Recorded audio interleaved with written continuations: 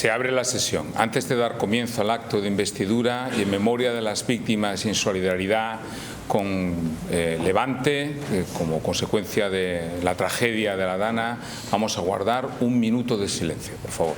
Gracias.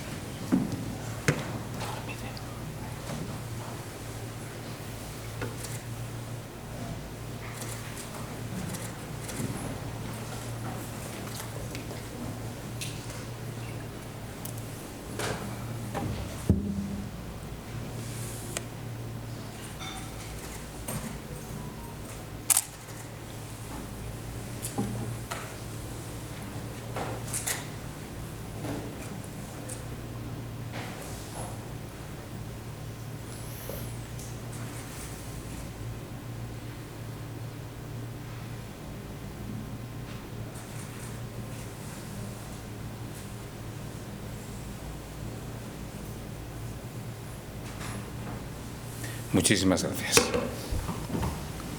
Señores claustrales, sentaos y cubríos.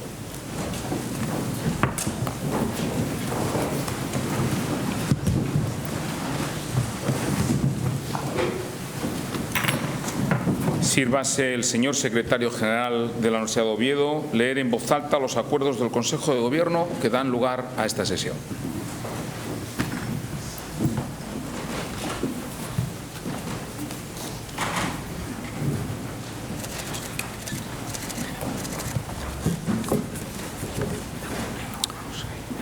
El Consejo de Gobierno de la Universidad de Oviedo, en sesión ordinaria celebrada el día 1 de marzo de 2024, acordó por unanimidad y a propuesta del Departamento de Historia conceder el grado de doctor honoris causa por su contribución al estudio de la antigüedad como pionera en las investigaciones sobre las mujeres y lo femenino en la antigua Grecia o en las lecturas de las aportaciones de la antropología histórica desarrollada en la denominada o el denominado Observatorio de París, que supo difundir en la Universidad Española a la profesora doña Ana Iriarte Oñi.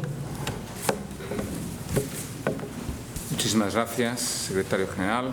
El señor decano de la Facultad de Filosofía y Letras se dignará conducir y acompañar a la presencia de todos los claustrales aquí reunidos a la candidata al grado de doctora, señora doña Ana Iriarte Oñi.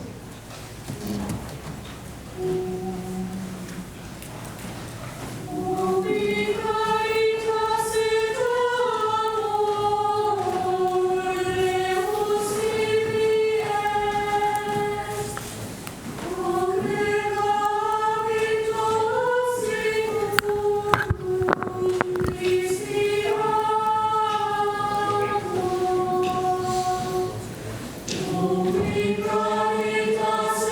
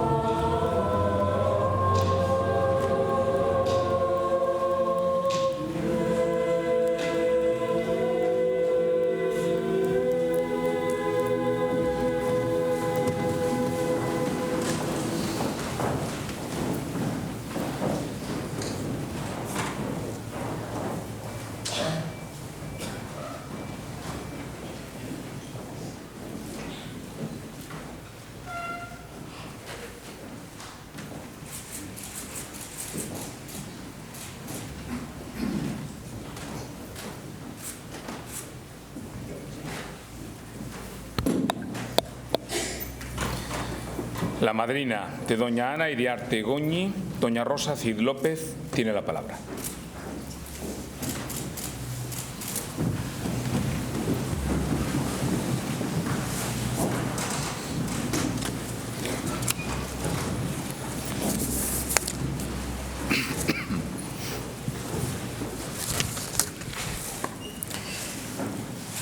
Buenos días. Excelentísimo y magnífico señor rector de la Universidad de Oviedo, ilustres autoridades académicas, estimadas y estimados colegas, amigas y amigos. El acto de celebración de un doctorado honoris causa representa sin duda una de las celebraciones más solemnes de la universidad, ya que con él se pretende reconocer la labor de personalidades relevantes en los ambientes académicos por su sabiduría, conocimientos y contribución al bienestar social. En esta ocasión se honra a una muy notable historiadora, doña Ana Iriarte Goñi, experta en el estudio de la antigua Grecia, pero también muy comprometida con los problemas del presente. Tengo el inmenso honor de haber sido nombrada su madrina y de pronunciar su laudatio. Mis primeras palabras, que preceden a la lectio magistralis de doña Ana Iriarte Goñi, han de servir para expresar mi profundo agradecimiento al Departamento de Historia de esta universidad, que asumió y aprobó la propuesta del Grupo de Investigación de METER en su sesión del 15 de febrero del 2024, y al Consejo de Gobierno de la misma, que lo ratificó el 1 de marzo. La iniciativa partió del Grupo de Investigación de METER, al que represento muy honrada, y la avaló un gran número de personalidades e instituciones, algunos de cuyos representantes están aquí y nos acompañan. A todas ellas y a todos ellos, muchas gracias.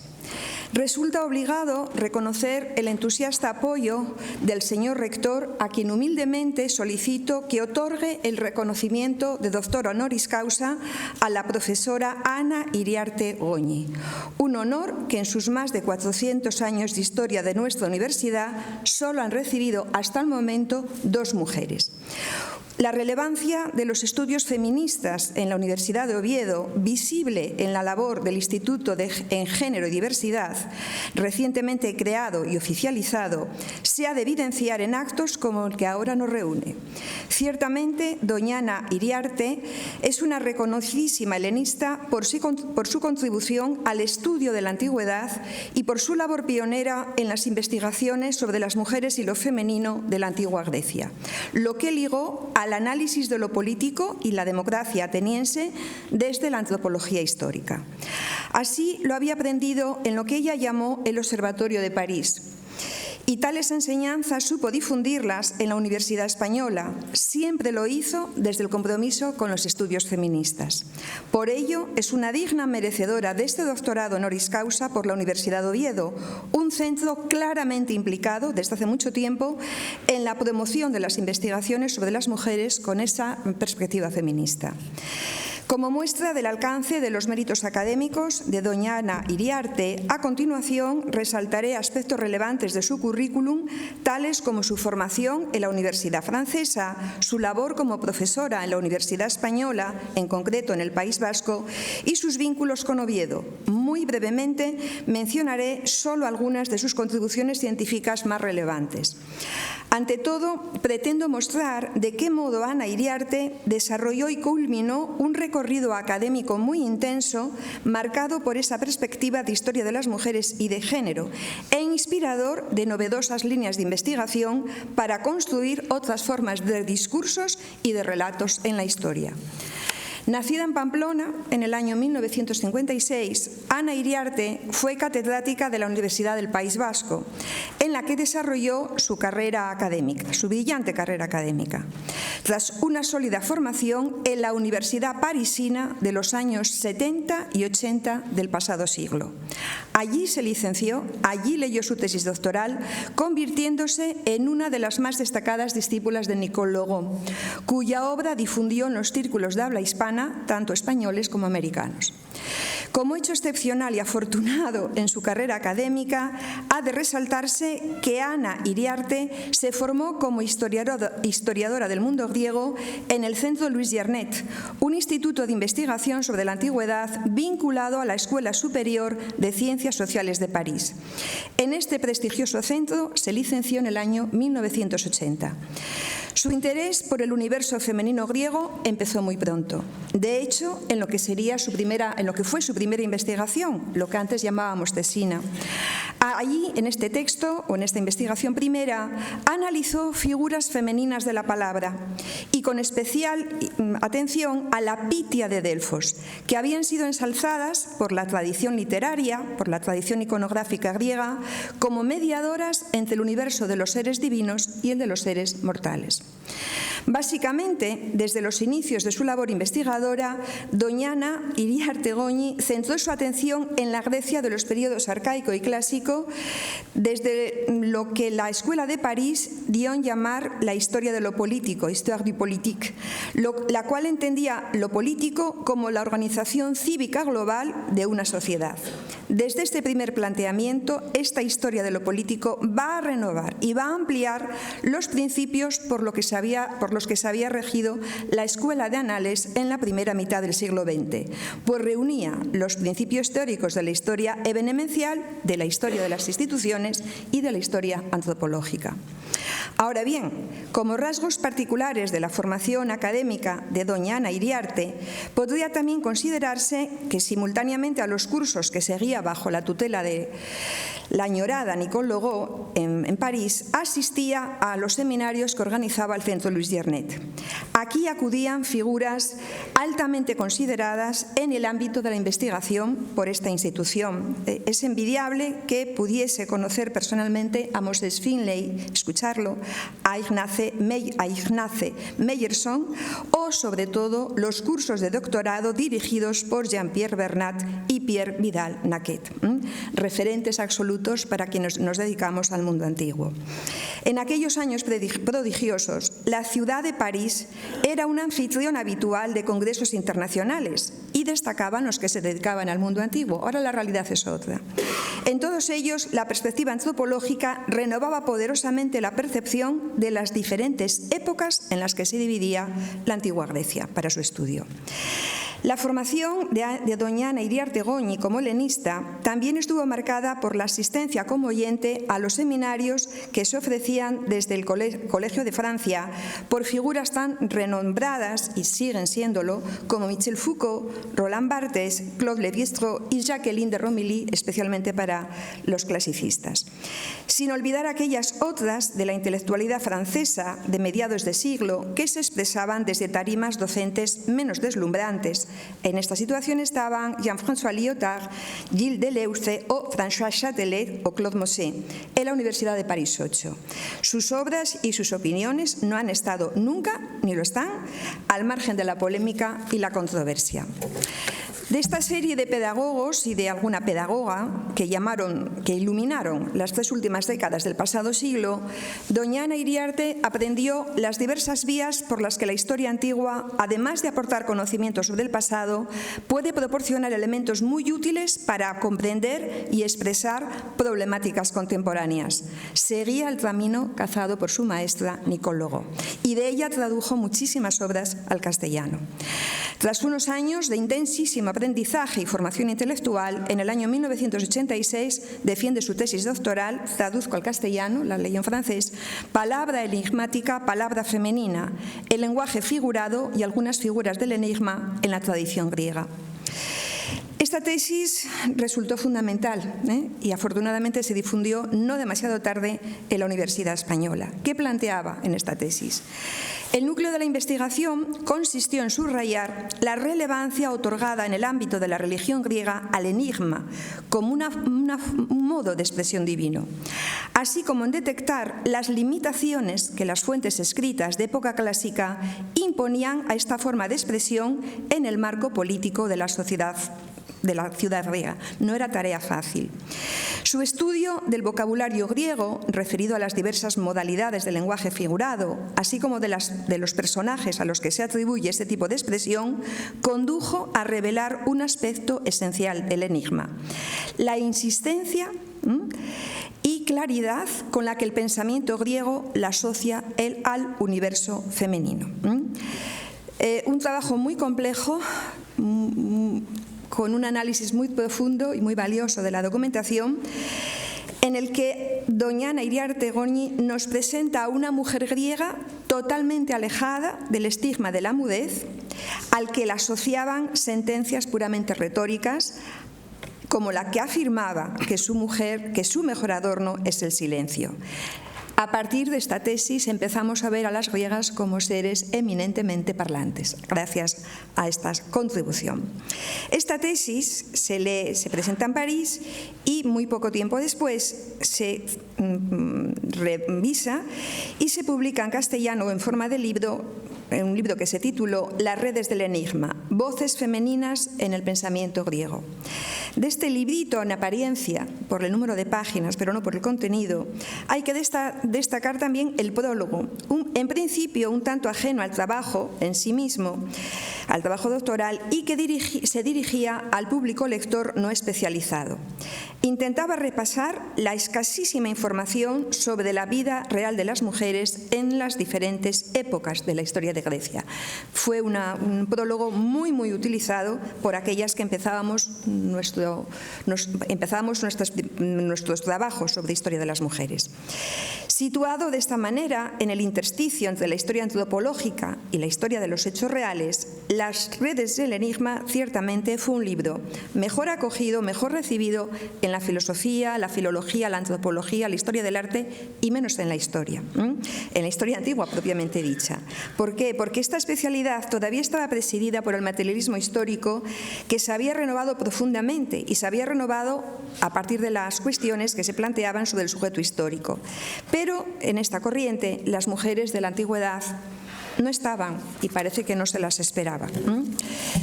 Por el contrario, en la sección de esta especialidad más afín a la historia social emergía en este apartado un interés muy especial por la historia de la mujer en sus manifestaciones más protagonistas, que acabó derivando en la historia de las mujeres. En el mismo año 90 que aparece este libro, fue muy importante, debo mencionarlo, la participación de doña Ana Iriarte Goñi en unas jornadas organizadas por el Departamento de Historia Antigua en la Universidad Complutense, porque aquí planteó una ponencia muy polémica en su momento y durante un tiempo, donde intentaba trasladar las teorías sobre la historia de lo femenino que habían surgido en París y trasladarlas al ámbito español. Eso dio como resultado un texto que se titula Contra una historia asexuada de la antigua Grecia, que leíamos mucho. De eso se leía en los programas de posgrado de esta universidad con el alumnado.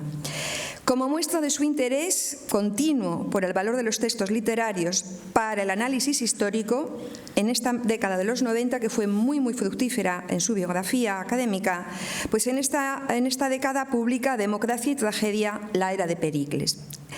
Es el primer libro en español que propone una síntesis del fenómeno de la tragedia ática, en el que examina el teatro el teatro ático como uno de los espacios ideados por los antiguos griegos para plantear cuestiones de orden político.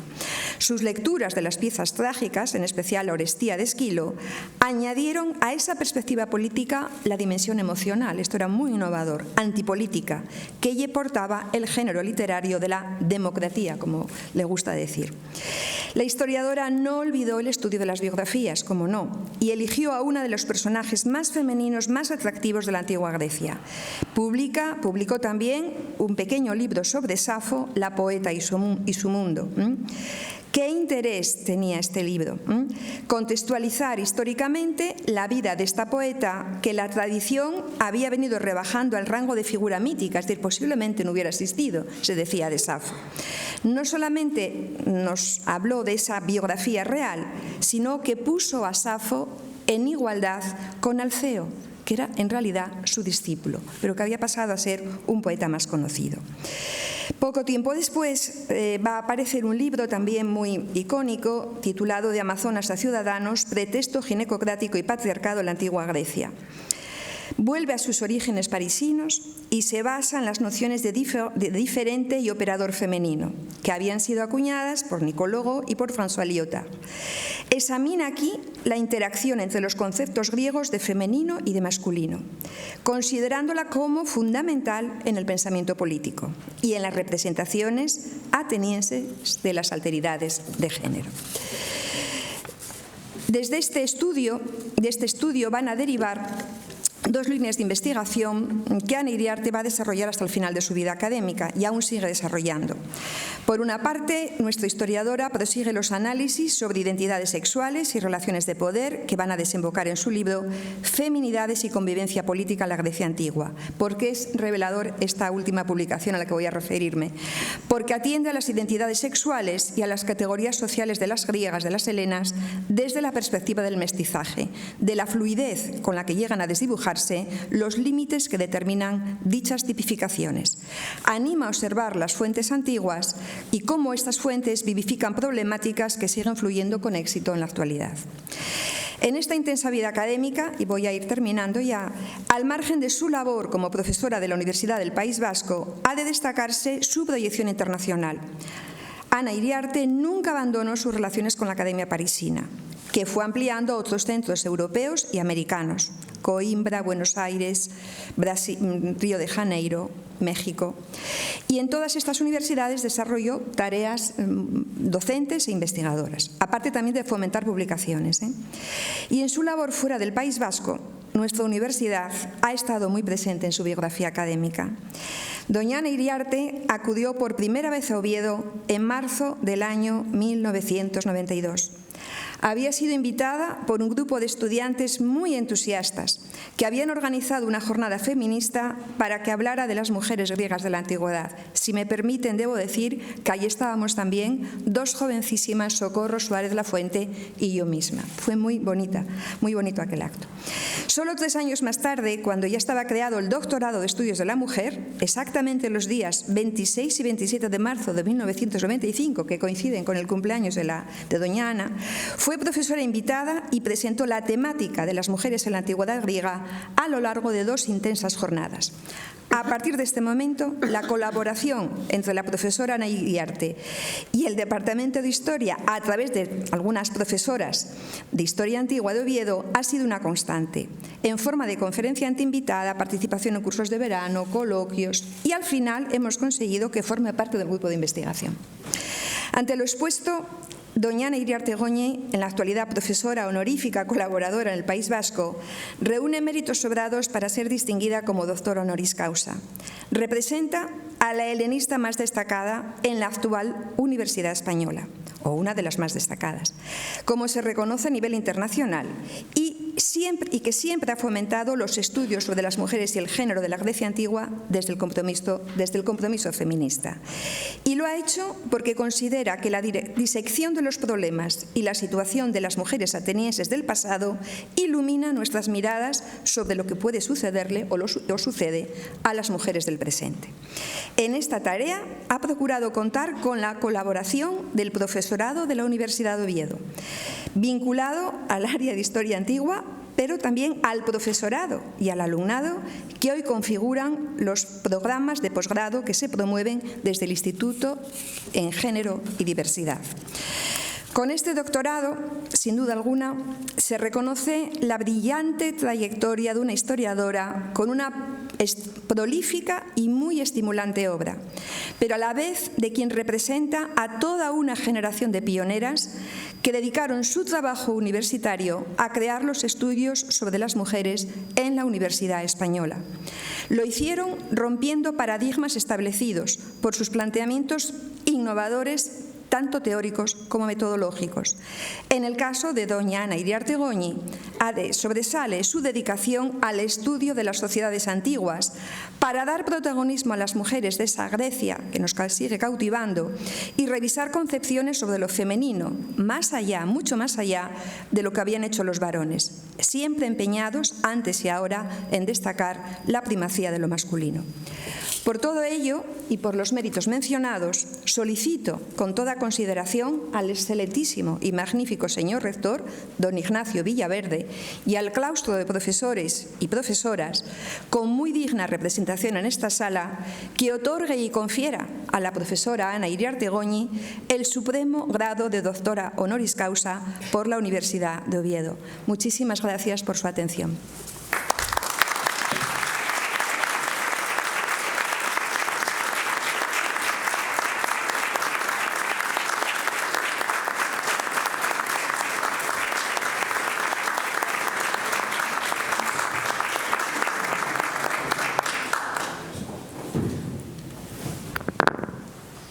Procedo ahora a la solemne colación del grado de doctora honoris causa a la señora doña Ana Iriarte Goñi.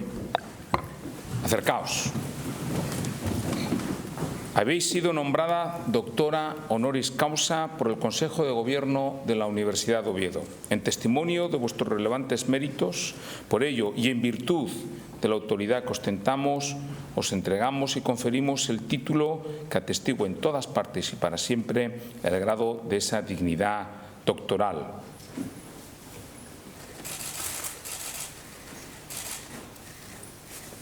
Y como símbolo de tan alto honor os imponemos este birrete, tantas veces laureado, honrado sin cesar por tan grandes, tan ilustres y tan excelsos maestros y maestras en los reinos de España, sobre vuestra cabeza, cual corona de vuestros estudios y méritos.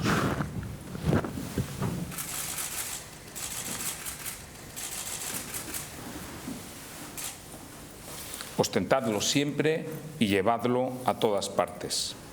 Vuestra madrina os va a entregar los atributos de este nombramiento y distinción, a saber, el libro de la ciencia y la sabiduría, que es preciso que cultivéis y difundáis sin descanso, para que tengáis presente que por grandes que sean vuestros talentos, siempre deberéis manifestar reverencia, respeto y toda consideración a vuestros maestros y maestras que han sido vuestros predecesores. Recibid el anillo que en los pasados tiempos, en estas venerables y solemnes ceremonias, cual símbolo de los privilegios de firmar y sellar todos los dictámenes, arbitrajes y consultas de vuestra ciencia y profesión, se entregaba y por conferido se tenía. Recibid, en fin, los guantes blancos como símbolo de la fortaleza que vuestras manos han de conservar y también como signo de vuestra altísima dignidad.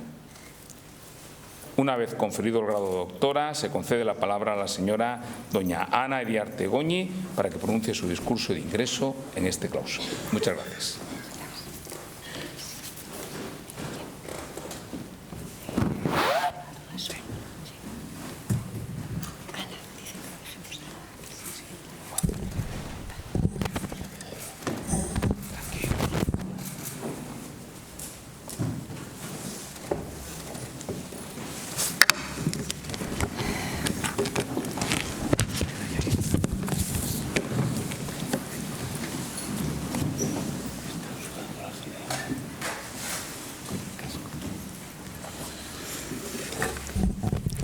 Excelentísimo señor rector de la Universidad de Oviedo, ilustres autoridades académicas, estimadas y estimados colegas, familia, amigos, amigas.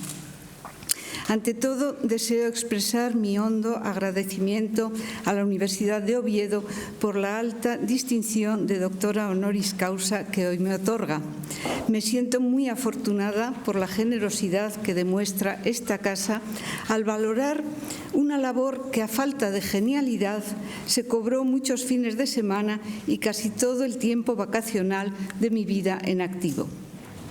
Aun y todo, constancia y esfuerzo de poco me habrían servido para avanzar sin el diálogo constante que mantuve con tantas otras investigadoras, pioneras también en las diferentes especialidades de la historia y en disciplinas afines, especialmente la filología clásica o la filosofía.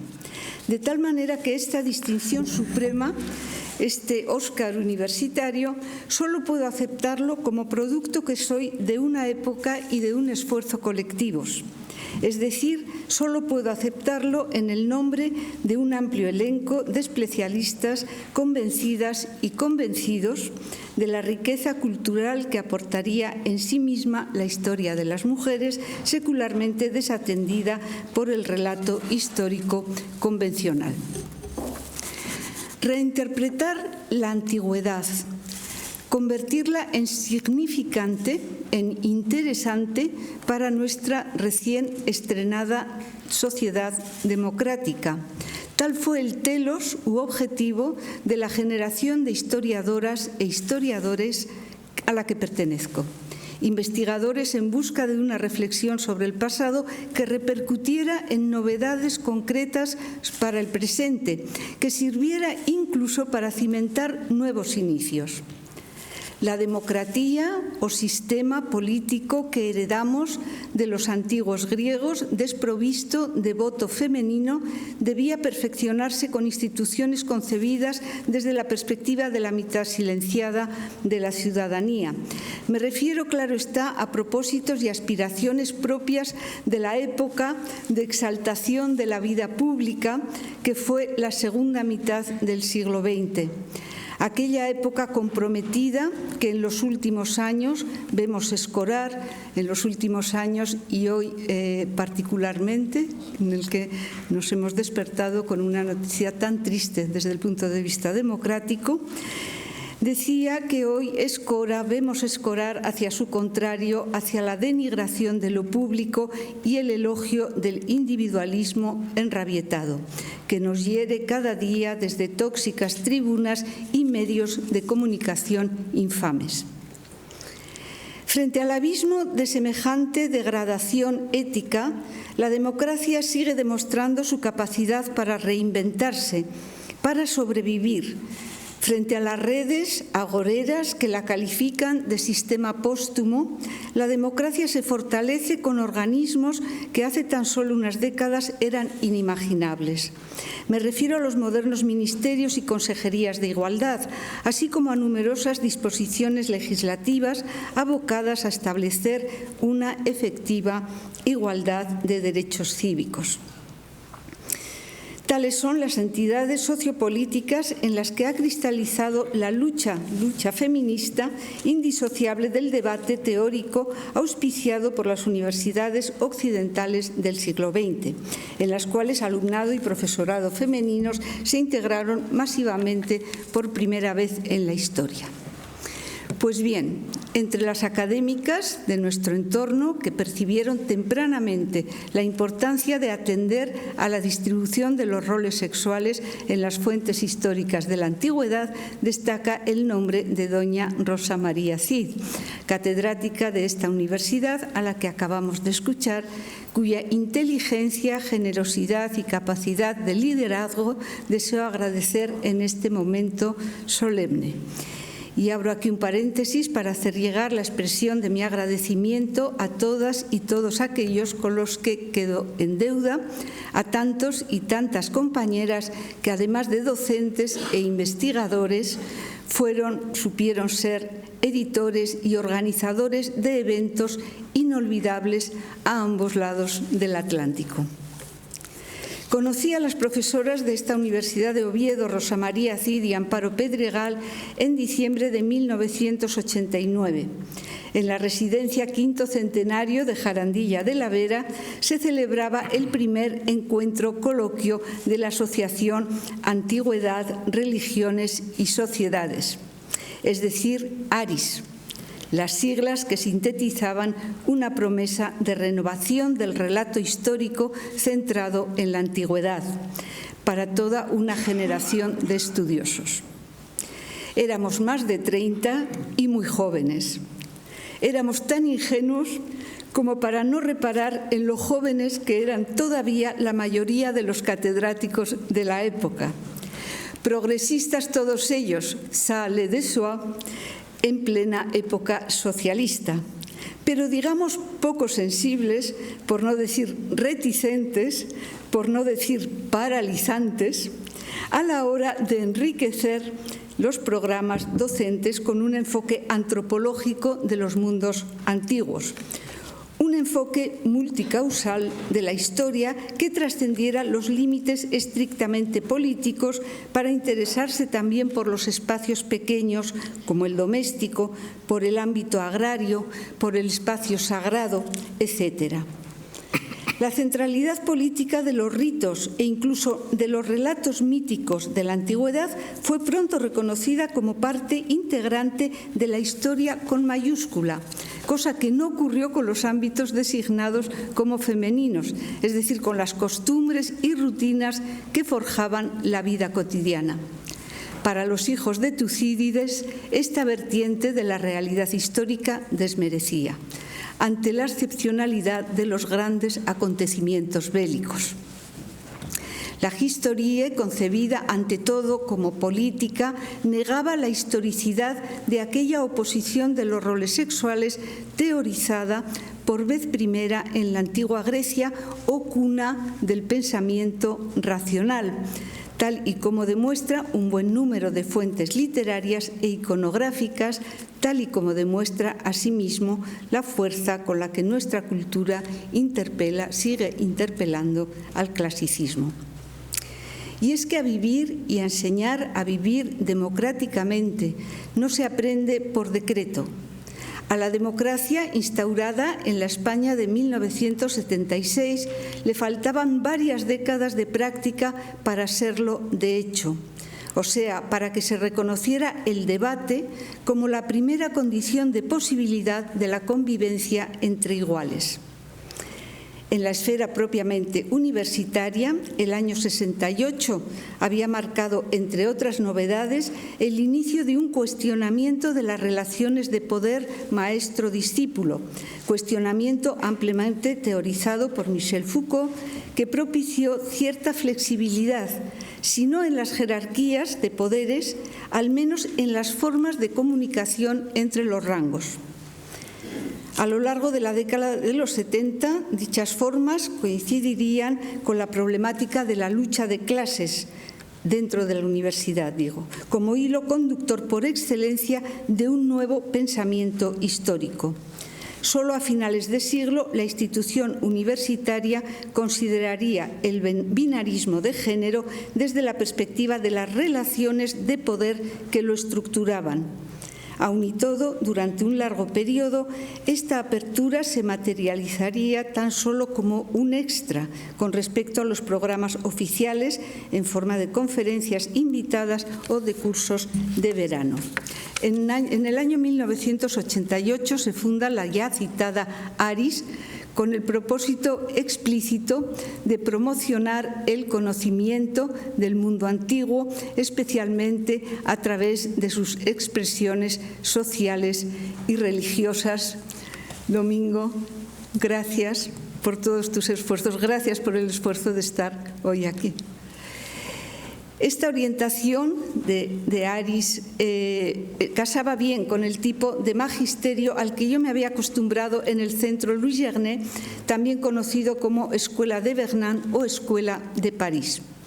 Los jóvenes historiadores desplegaban su crítica del taxativo Tucídides, menos objetivo de lo que él mismo pretendía ser, y mostraban su afinidad con el antropólogo Heródoto, interesándose por las esferas sociales de la antigüedad, en las cuales las acciones femeninas se percibían de forma más clara. En nuestro entorno, dos convocatorias dieron noticia especialmente clara de estos nuevos enfoques analíticos. En abril de 1989, el Área de Historia Antigua de Granada organizó el Congreso Internacional titulado La mujer en el Mediterráneo Antiguo, convocando a tres divas de la época, la neoyorquina Sarah Pomeroy, Claude Monet de Paris Saint-Denis y Eva Cantarella de la Universidad de Milán. Y en mayo de 1990 fueron los compañeros de la Universidad Complutense de Madrid y, de nuevo, gracias, Domingo, quienes organizaron las también determinantes jornadas sobre roles sexuales, la mujer en la historia y la cultura. En estas jornadas de la Complutense me animé a centrarme en aspectos teóricos bajo un título que resultó un tanto perturbador, a saber, contra una historia asexuada de la antigua Grecia. Se trataba de un breve estado de la cuestión que inicié remontándome hasta 1908 con el ensayo del sociólogo George Simmel titulado «Para una filosofía de los sexos». En este ensayo encontré un buen ejemplo de la perspectiva del mundo griego heredada del movimiento romántico, prendado, como sabemos, de la polaridad hombre-mujer, el rosa y el azul. Esa exaltación del rosa y el azul que hace el movimiento romántico y que ocultaba por completo el arco iris nos resulta hoy en día forzada, cursi, hasta lo caricatural. Como forzada nos resulta aquella historia de la mujer en singular, separada de la del hombre, con la que el relato histórico feminista debutó su trayectoria. La mujer no existe, había sentenciado Jacques Lacan a finales de los años 60, denunciando la inexistencia del universal mujer con mayúscula. Llegaba el momento de atender a la heterogeneidad, a la complejidad de lo femenino por encima de los siempre reduccionistas arquetipos junguianos. Este pequeño paso teórico supuso un gran cambio para el análisis histórico del binarismo sexual en las universidades de democracias vetustas, como la francesa o la estadounidense, con un remarcable número de catedráticas en sus filas, se incide en los códigos culturales que de hecho determinan las llamadas naturalezas femenina y masculina. Se inauguraba así una época en la que las ideas establecidas, las ideas preconcebidas, se cuestionan con particular agudeza, se deconstruyen. Una época en la que empiezan a titubear dualidades de éxito secular en la cultura occidental, asimilado ya el principio de que el otro, la alteridad, solo toma sentido con respecto a lo uno, la identidad, y viceversa. Desde la historia contemporánea de finales de los 80, la estadounidense Joan Scott acierta a acuñar el imbatible concepto de género para incidir en la esencia cultural antes que biológica del binarismo hombre-mujer. En cuanto a la historia de Grecia antigua, también aportó nociones analíticas de utilidad para abordar la diferencia sexual como construcción cultural a deconstruir.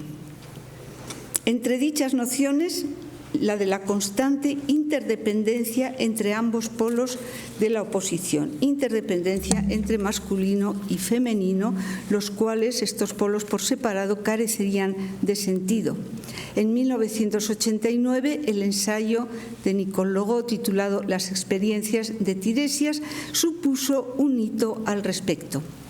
Básicamente, esta tesis muestra hasta qué punto las fuentes helenas definieron al ciudadano, al varón ideal, como lo que no era mujer, como figura desprovista de todo rasgo femenino.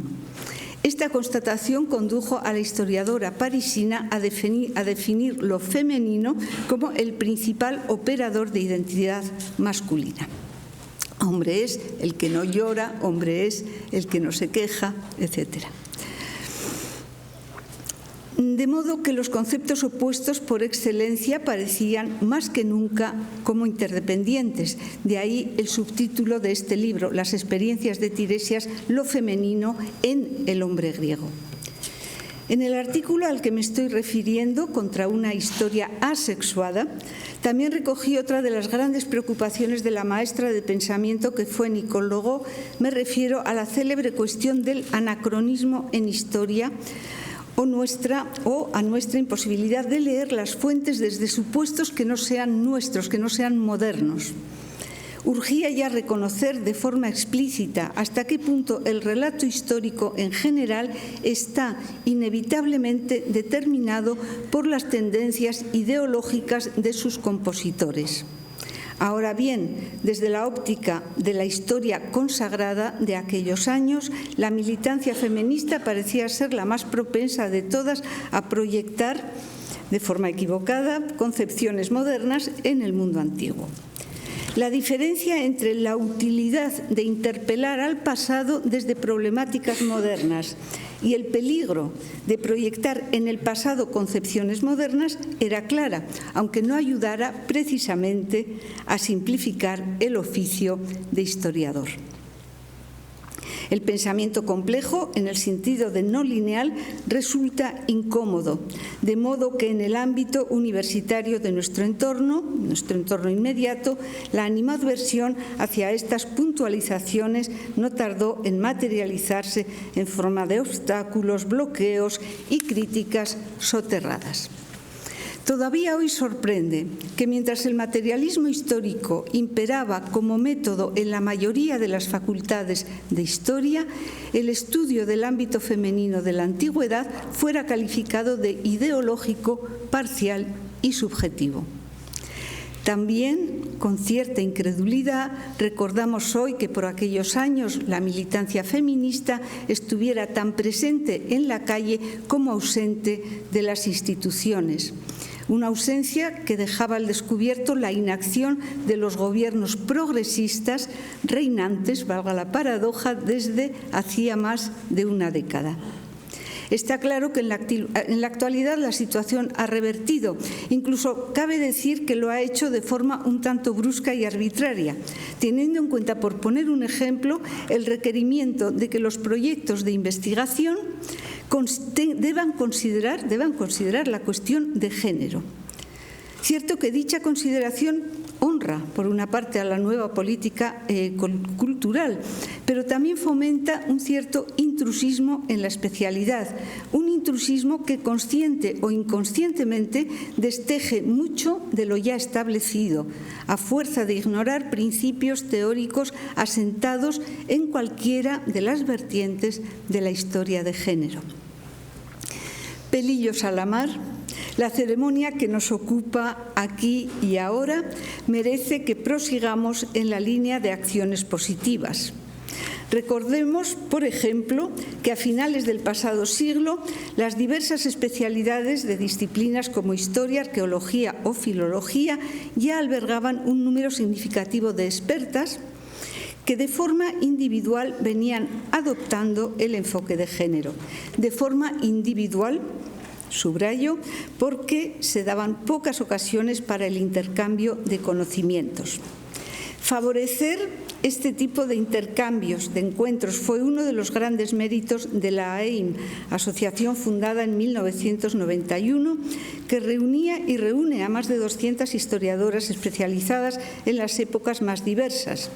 Los coloquios, seminarios y talleres organizados en su entorno constituyeron un foro insustituible para el debate y la información, que iban a propiciar nada menos que el paso de la utopía a una política universitaria real. Con el lema tan francés de la invención de la mujer con mayúscula, llegué yo a esta asociación paralela a la universidad propiamente dicha, pero volcada en la organización y estructuras universitarias. Al frente de la AEIM, María Rosa Cid defendía la importancia de incluir institucionalmente la historia de las mujeres en forma de programas de máster y de asignaturas independientes. Inversamente, yo apostaba por incluir aspectos de género en los programas de asignaturas ya existentes. De hecho, la mayor parte de mi esfuerzo docente consistió en rediseñar desde esta perspectiva, asignaturas que ya formaban parte de los programas de la Universidad del País Vasco. El tiempo se encargó de demostrar que la postura de Rosa María Cid era la más sensata y fructífera. el tiempo, las muchas tesis dirigidas y sobre todo el gran número de estudiantes especializados que transmiten ahora sus principios en enseñanzas media y superior. Están demostrando la importancia de institucionalizar al más alto nivel las investigaciones que nos ocupan. Investigaciones, dicho sea de paso, como las promovidas desde la Facultad de Filosofía y Letras de esta casa en los primeros 90, desde los primeros 90, en torno al seminario que daría lugar al Instituto Universitario en Género y Diversidad, sede a su vez del actual máster del mismo título, que fue, hay que recordarlo, el primer máster especializado del Estado español. De estas sólidas iniciativas derivaría ya en el nuevo siglo el grupo de investigación acreditado Demeter. Bajo el auspicio de la diosa Demeter, la diosa con mayúscula, este grupo desarrolla su investigación en torno a una problemática crucial, a saber, el ejercicio de la maternidad con sus diversas fases y múltiples manifestaciones, así las formas de ser o de no ser madre, de serlo dentro o fuera del matrimonio, en la riqueza o en la pobreza, etc. La maternidad, en definitiva, con sus contradicciones y con el enorme poderío que representó en la antigüedad como hoy representa en tantas culturas. Que tener hijos sea el fin supremo de la mujer, esa es una afirmación que vale lo mismo que un anuncio publicitario. En estos términos llegó a expresarse Simone de Beauvoir en el año 1949, tiempo de posguerra, ya un poco harta ya, tiempo de posguerra, ávido de natalidad en la que la dignidad maternal se enaltecía sin mesura. La maternidad, tema de base también en el ecofeminismo y en los postulados del movimiento postcolonial, el cual defiende otras formas de ejercerla. Prioriza a madres otras con respecto a las modernas madres occidentales, como olvidando quizás que los feminismos gitano y católico llevan décadas planteando estas cuestiones en el marco del feminismo tradicional que últimamente denominan feminismo hegemónico. Y la maternidad puesta también sobre el tapete en los novísimos sindicatos feministas, desde su dependencia de la economía, como si el feminismo supuestamente hegemónico no hubiera considerado la influencia del factor económico en el hecho materno. Lo cierto es que las reflexiones desde lo femenino avanzan ahora en tantas direcciones que casi se añora el agón fundacional que impulsó durante décadas el movimiento. Me refiero al duelo retórico entre las partidarias de la igualdad entre hombre y mujer, hijas de Simone de Beauvoir, y las partidarias de reivindicar la diferencia entre ambos géneros, posición esta última que ensalzaba el poder de las madres como prueba medular de una desigualdad de género esencial y jerarquizada a favor de las mujeres. Espinosa labor, en definitiva, la que nos ocupa en el contexto del grupo Demeter, un grupo compuesto por un buen número de jóvenes investigadores aquí presentes en parte, formadas y formados para examinar una nueva antigüedad, si puede decirse, una antigüedad eminentemente audiovisual, cuyos códigos se reinventan a tal velocidad que se me hacen ya inaprensibles. Estos jóvenes investigadores son los que deberán decidir si ya ha sido suficiente el tiempo consagrado a observar el encaje de lo femenino en las primeras sociedades democráticas. A mi generación le tocó explorar la nueva vida que tuvieron los clásicos desde, digamos, el término de la Segunda Guerra Mundial o triunfo del sistema democrático sobre los totalitarismos, hasta las recientes atrocidades bélicas que hoy presenciamos en tiempo real, atrocidades bélicas en las que también comprobamos que las víctimas se han convertido en victimarios. Y lo podemos observar, como digo, en tiempo real desde nuestros palcos televisivos, también tapizados, como individualizados, cada uno desde nuestra casa, incluso desde nuestra propia habitación dentro de la casa. Desde nuestros sofás advertimos que la voz femenina ha sido objeto de interdicción oficial en el espacio público talibán, asombrándonos de que las ironías helenas entre el silencio como mejor adorno femenino se hayan hecho trágicamente históricas en el Próximo Oriente contemporáneo, asombrándonos ante todo de que nada podamos hacer al respecto, que nada hagamos al respecto. Nada salvo seguir educando, que bien pensado es muchísimo. A lo largo de la misma, muchas han sido... estoy terminando, entonces me estoy poniendo nerviosa. Nada salvo seguir educando, que bien pensado es muchísimo. Esta es al menos la convicción que siempre alentó mi trayectoria. A lo largo de la misma, muchas han sido las torpezas, tantas las equivocaciones en lo personal y en lo profesional, que no puedo explicarme cómo he llegado a conocer este día de hoy bellísimo y algo terrorífico, lo confieso. En cuanto al editado, suelo permitirme dudar. Por ejemplo, a propósito del artículo que acabo de utilizar como referente, pienso que debería haber elegido otro título. En contra de contra una historia, en vez de contra una historia sexuada de la antigua Grecia, podía haber elegido algo así como por una historia sexuada de la antigua Grecia o por una historia antigua inclusiva. En fin, las posibilidades de titular en positivo eran muchas. ¿Por qué elegiría yo una tan apremiante? Para saberlo, se impone recordar los imperativos de nuestra década de los años 80, por el cambio y con urgencia.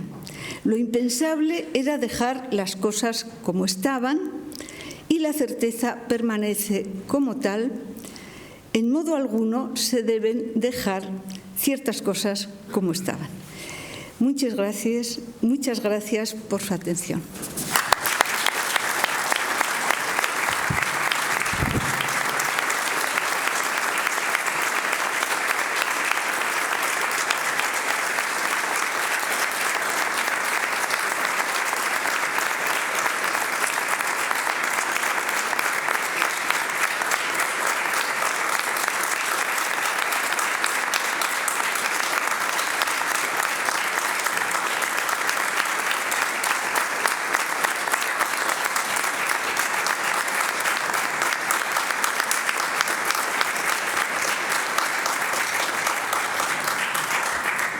Acercaos para prestar con la más plena conciencia el juramento que yo os voy a tomar en nombre y por la autoridad de esta Universidad de Oviedo.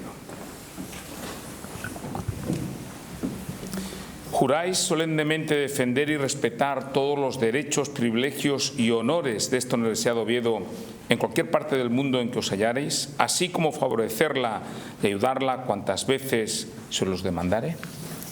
Así lo juro, así lo prometo, así lo aseguro, así lo quiero.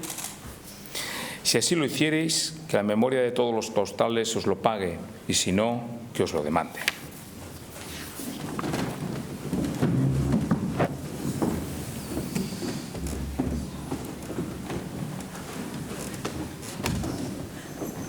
Dignísima señora, os admito e incorporo al claustro de esta Universidad de Oviedo con todos los derechos, inmunidades y privilegios inherentes a los demás doctores y doctoras, y en señal de la paz, benevolencia y amistad con que siempre habéis de ejercer vuestro ministerio, os entregaré la medalla y os abrazaré con la mayor cordialidad en nombre de todos los doctores y doctoras de este claustro aquí presentes.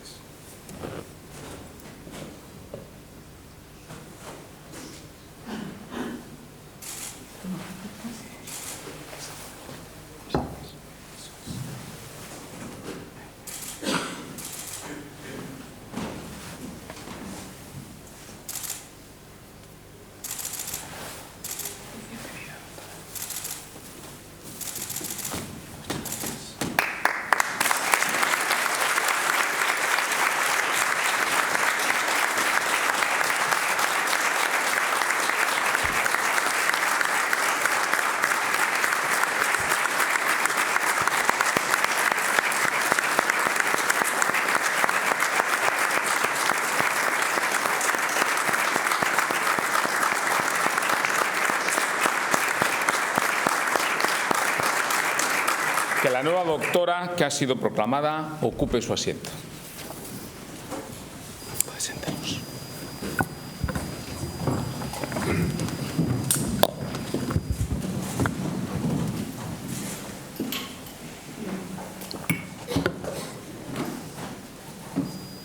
Dignísimas autoridades académicas, civiles, claustro de la Universidad de Oviedo, profesora, doctora honoris causa Ana Iriarte, señoras y señores, dicen que dejó dicho Hipatia de Alejandría: el que influye en el pensamiento de su tiempo, influye en todos los momentos que le siguen, deja su opinión para la eternidad. Profesora Iriarte, usted ha dejado su sabiduría para la eternidad. Por eso está usted hoy aquí y la comunidad universitaria de la Universidad de Oviedo la acompaña.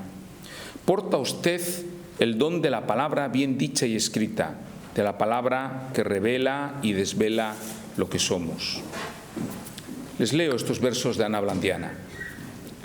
Trágico es este don como en los castigos antiguos, que antepasado mío erró, que arrastró sus laureles y su culpa. Todo lo que toco se transforma en palabras, igual que el oro en la leyenda del rey Midas. Todo lo que usted toca se transforma en palabras. Pero no creo que el suyo, sea un don trágico, salvo que trágico lo liguemos no a lo infausto, sino a la tragedia, a esa expresión poderosa del teatro griego que usted tan perspicazmente ha estudiado y ha anudado a la democracia. No sé si es cierto que la etimología de la palabra tragedia, del tragos o idé, efectivamente es canto de un macho cabrío. Desde luego, sería intrigante conocer la verdad de ese origen, que probablemente les haría poca gracia a los miembros del coro presente en la escena. Pero permítame desechar de la tragedia y lo trágico su fatalidad y quedarme con lo que de persuasivo y ejemplar tiene. Porque si hay algo que comparten la tragedia griega y la profesora Iriarte, no es el destino fatal o el capricho de los dioses, no. Es la misión última de las palabras tras la máscara, la ejemplar persuasión ética. La profesora Iriarte, con su don de convertir en palabras el mundo helénico, sacude y conmueve conciencias, invita a reflexionar y a descubrir lo que tras la máscara de la apariencia esconde esa gran obra teatral que es la vida y nos enseña a vivirla dignamente. Nadie mejor que ella ha apartado la máscara y revelado los rostros tras las palabras. Por eso sus palabras están dichas para la eternidad, como hacen los verdaderos clásicos. Un clásico es aquello a lo que siempre se vuelve. Un clásico, como nos recordó Italo Calvino, es un libro que nunca termina de decir lo que tiene que decir. Esa literatura permanente, quería Schopenhauer, y que nos recuerda a Carlos García Dual, que dejó dicho que si algo es un clásico es porque sigue diciendo algo valioso a muchos. La obra de la profesora Iriarte nunca termina de decir lo que tiene que decir. Es permanente y no ocasional o circunstancial, porque dice y seguirá diciendo algo valioso para muchos. Es usted ya un clásico, por eso está usted hoy aquí ante nosotros. La cultura helénica, su paideia, inunda nuestra realidad, incluso la más inmediata y cotidiana, aunque no la apreciemos en este trajín diario. Es nuestro capital humano y cultural, una paideia repleta de clásicos que nos definen y enriquecen, que nos mecen y nos consuelan, que nos enseñan caminos inesperados. Profesora Iriarte, usted es quien nos ha guiado por ese camino de los clásicos. Como Adeona nos guía usted con mano firme y cálida y nos descubre lo inesperado. Como una moderna Ariadna que nos ofrece el hilo de los clásicos griegos para guiarnos en el laberinto de la vida contemporánea y salvarnos del terrible minotauro de la ignorancia y el fanatismo, y sobre todo de la ceguera. Qué fascinante ese hallazgo en el que el género contagia la palabra, donde la mujer, a pesar de ser arrojada por los hombres al silencio, es tejedora de enigmas. Usted les ha dado voz, ha arrancado de las garras de la mudez a las mujeres y ha visto en ellas justamente ese papel de tejedoras de enigmas. Quizá porque quienes creyeron que la mudez era virtud, las obligaron a hablar y a hablarse enigmáticamente. Profesora Iriarte, les ha dado voz a esas mujeres y a sus enigmas y nos ha guiado como Ariadna a través de ellas para comprender y cambiar, para vencer al minotauro de la violencia y el silenciamiento. Gloria Steinem dejó escrito que cuando haces algo que a la gente le importas a la gente.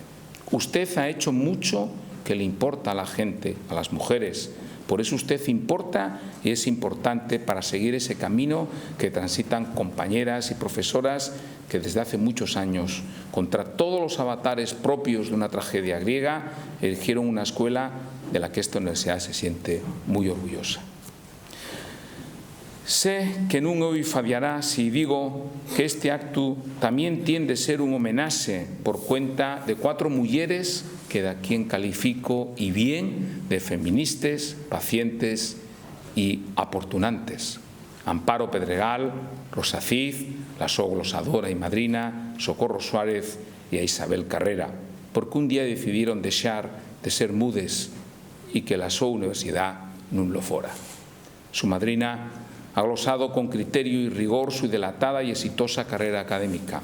Como ve, no pocos son los lazos que le unen a esta universidad y a las profesoras y profesores con los que guarda estrechos y afectuosos vínculos. Justo es que le devolvamos su generosidad incorporándola a nuestro claustro de la forma más alta y digna.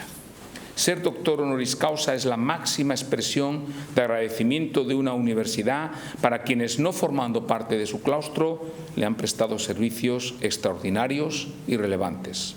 Así es en su caso y se incorpora a un claustro lleno de grandes méritos. La Universidad de Oviedo se vanagloria de contar con investigadores e investigadoras de referencia internacional incuestionable en su campo de conocimiento. Desde hoy, usted también forma parte de esta comunidad de sabias y sabios. Estoy seguro de que contribuirá con su magisterio a que sigamos siendo una referencia científica de primer orden. Termino ya y lo hago con estas palabras de María Zambrano. La mujer camina en su evolución, adquiere personalidad día por día, anda y se esfuerza, aborda de frente los problemas, da la cara a la vida. Gracias, profesora Iriarte, por liderarnos con sus estudios y ejemplo personal en ese camino. Esta universidad atesora un largo historial de ilustres sabios y sabias en el arte de desentrañar la vida. En este acto se ha incorporado a una brillante lista de doctores honoris causa por esta universidad. Hoy sumamos su nombre a esta lista y estamos felices de hacerlo. Muchas gracias. Gaudeamus Igitur.